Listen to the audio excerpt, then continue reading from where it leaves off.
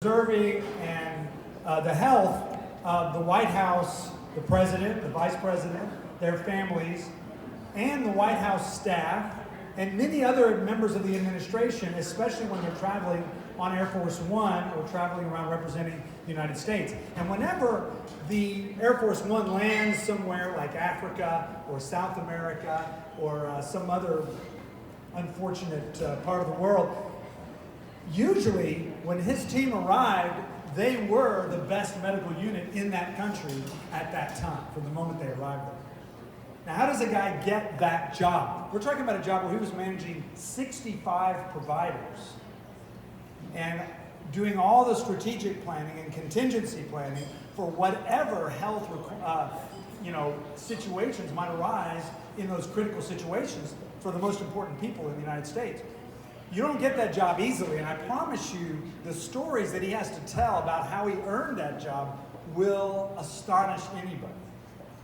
And it has to do with serving, in the United States Navy as an emergency medicine physician in the front lines of combat in situations where he was saving the lives of Marines every single day in the worst urban combat situations, some of the worst combat situations in American history.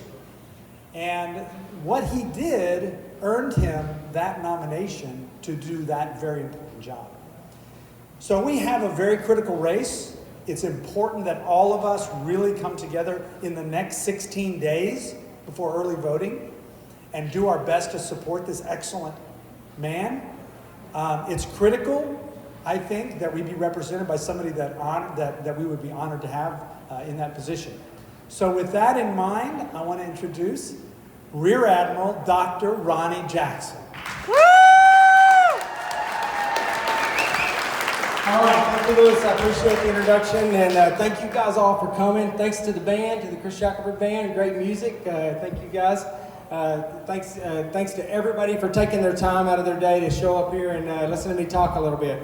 So I'll just tell you real quick, I won't tell you the whole story because it'll take too long and it might bore you a little bit, but I'll tell you a little bit about who I am. So, as Lewis was saying, my name's Ronny Jackson. I was born and raised in the base of the Panhandle, a place called Levelland, Texas. And, I come from a pretty blue-collar background. My dad's an electrician. My mom's a homemaker. So I know what hard work's all about. And I ended up unexpectedly ended up going to college and went to South Plains College, a junior college initially, because that's what I could afford and I was paying for it myself, so I did that. I worked as a roustabout out in the oil field, so I know the oil and gas industry pretty well. That's how I paid for all of my school. And I ended up going to Texas A&M, and obviously, right? So I went to Texas A&M, and while I was at A&M, I kind of decided I want to go to med school. And I'd never, ever in my entire life considered being a doctor, but I was trying to make a little extra money, and I was going home on Christmas break, spring break, whatever I had, and I was working out in the oil field to make some money for books, tuition, and fees, but I wasn't making ends meet, so I could go out and have a social life. So I ended up going over and got a job at the medical school there, and I got a job as an autopsy assistant of all things. And I just took whatever they give me, and that's what they gave me. But it got me interested in medicine, and I ended up wanting to go to medical school. But I didn't have a way to go to med school. I didn't have a way to pay for med school. So I was in the Corps at Texas A&M when I got there. So I thought, well, you know what? I'm going to call up and talk to the military and see if they have a military medical school, and maybe I can go that route. And that way I don't have to try to figure out how I'm going to pay for med school, which is a big ask. Anyways, I talk louder? Oh, slower, okay. All right, sorry. I'm getting coached from the back, so I was told I talk way too fast, but that's the way I am. So anyways, I ended up going to med school, and the Navy paid for my med school, right? So I got on a Navy scholarship. So it was year for year, and the Navy paid for 4 years of med school, and I owed them 4 years of service. So I thought I was going to get out after I'd done my med school, go back home to Texas, and be an emergency medicine doc somewhere, and I don't know, that's make a lot of money or something. I don't know, that hasn't happened yet, but that's what I thought I'd do. And anyways, I got in, and I really, really enjoyed what I was doing. I enjoyed my service to my country, but I really enjoyed the job too. I ended up in a program that I didn't even know anything about as a diving medical officer, where you could be a diver and a doctor. a Navy deep sea diver. It sounds kind of crazy, but that's, they're out there. So I applied for that program. They sent me to Panama City, Florida, sent me to Navy deep sea diving school for 6 months. I became a Navy deep sea diver, and I was a physician. So for the next 5 or 6 years, they preferentially assigned me to diving units. So I was out with explosive ordnance disposal teams, underwater demolition teams, underwater salvage teams, and Navy SEALs. And that's what I did. And before I leave that topic, I'll just tell you my son's a Navy SEAL. He's a platoon leader in SEAL Team 3 right now in Iraq. So keep him in your prayers. But anyways, I ended up in, I had a blast, man. For 5 years, I was jumping out of airplanes, fast jumping out of helicopters, locking out of submarines with the SEAL team, and, shooting guns and blowing things up. It was like being 12 years old and getting paid for it. But anyways, I ultimately ended up becoming an emergency medicine doc so I could keep on getting promoted in the military. Ended up as the officer in charge of a resuscitation component of a surgical shock trauma platoon in Iraq with the Marines, with the 2nd Marines. And so I spent a year over there taking care of Marines, sailors, airmen, anybody that was over in Iraq that came to our shock trauma platoon. These were guys that had horrible injuries, with amputations and all kinds of horrible burns and stuff. But I did that for a year. And while I was there, I ended up getting a job as a White House physician. And I got nominated as a job as a White House physician. I didn't even know that job existed. And but anyways, I put my package in, and I'll spare you all the details, but I ended up getting the job, and I came on board during the beginning of the at the end of the Bush administration. So the last 3 years of the Bush administration, I was the junior physician for President Bush and Mrs. Bush. And I traveled all over the place. I spent a ton of time at the ranch in Crawford, Texas, and traveled all over the world with President and Mrs. Bush. And at the end of that time, I only had 3-year orders. I was supposed to leave. And so I thought I was going to just be moving on to my next tour in the military. Well, there were 6 physicians at the time. We have 11 now, but we had 6 back then.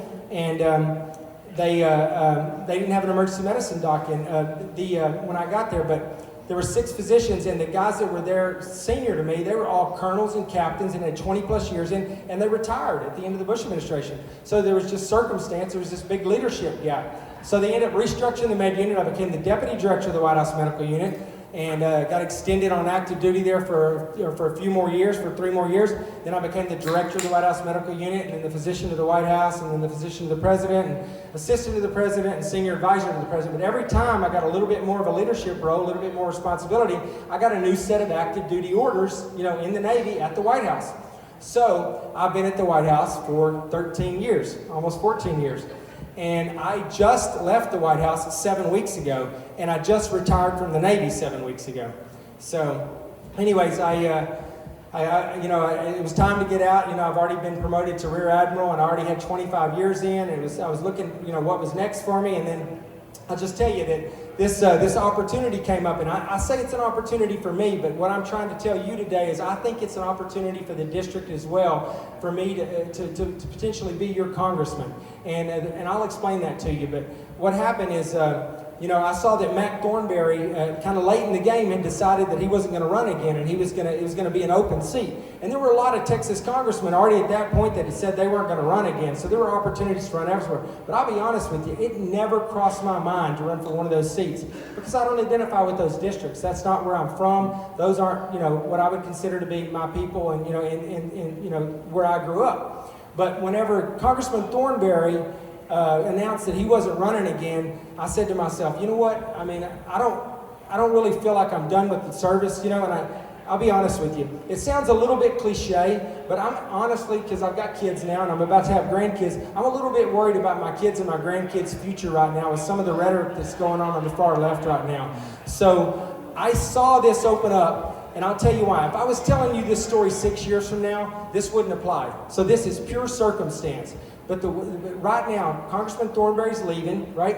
And he's been there for 26 years. 26 years, right? So he's got a lot of influence in the district. He's chaired committees. He's the ranking member of committees now. He's got a big voice. When he speaks, people listen. When he wants to get something done, it gets done. When he's got a problem with the district, people want to figure out how to fix it.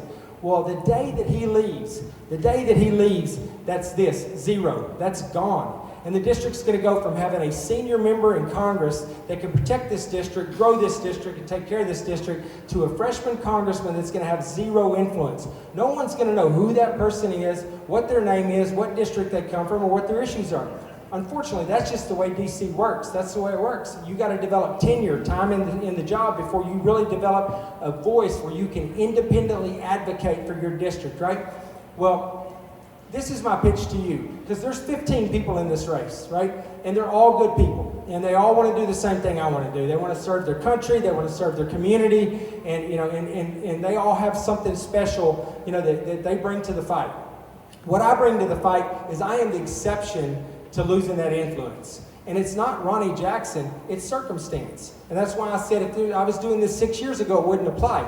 But I have been with President Trump since day one. I've been President Trump's senior advisor in his personal position for 3 years. I have a solid, trusted relationship with President Trump and with everyone else in the White House and the executive office of the president right now. I know every single cabinet member, whether it's agriculture or commerce or defense or energy or the VA. I know them all on a first name basis. I have their home phone numbers, I have their cell phone numbers. I took care of them and their families for the last 3 years. If I call them and I have a problem with this district, they're going to answer the phone and they're going to want to know how they can help me fix it, okay?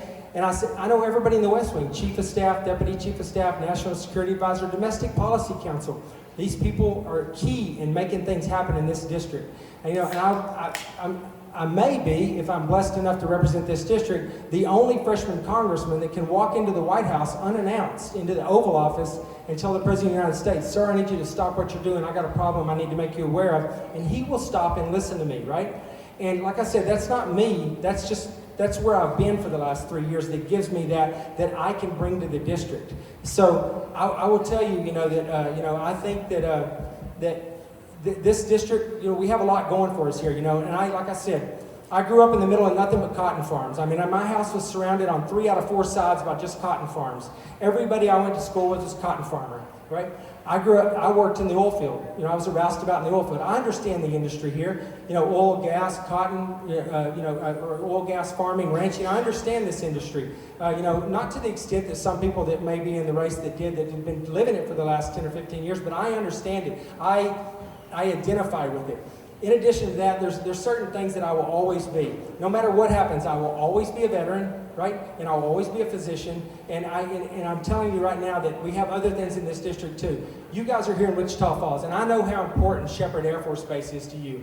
And I will tell you right now, a 25-year veteran in the United States Navy, there will come a day if the Democrats end up with a little bit more influence in the House, where they will start making DOD budget cuts. They will. They're going to come after the DOD budget. And when they do that, there's going to be another BRAC. That's going to happen. They're going to start shutting stuff down again. That's just natural. That's just naturally what's going to happen. And if you don't have a congressman that can stand their ground, that can defend Shepherd Air Force Base, and not only defend it, but grow the industry here. Everyone's going to, all the congressmen that have defense industry in their district and stuff, they're all gonna muster, with the base or the DOD entity that's in their district, and it's going to leave Shepherd vulnerable. And so what I'm telling you, because I know how important Shepherd is to you and to this community and everything, is I will be a staunch defender of Shepherd Air Force Base and everything it represents. And I will not only defend it, but I want to see it grow. Shepherd Air Force Base, Pantex, Bell Helicopter, all of the defense industry in this district, I want to see it grow. I want to see it prosper. And so I'm just telling you, I think I can represent, I told people, the reason I didn't run in one of the other districts was because I don't identify with the folks in that district. I was telling you, I feel like the people in the 13th Congressional District are my people. I can represent you. I share your same values, culturally, economically, across the board. I think I can represent the people in the 13th Congressional District without changing anything about who I am or what I believe. And that's important, you'll see people run all the time that manipulate their stances and their views and stuff so they can fit the district. I'm not going to do that. I'm not willing to do that. And that's why I'm running in 13 and not some other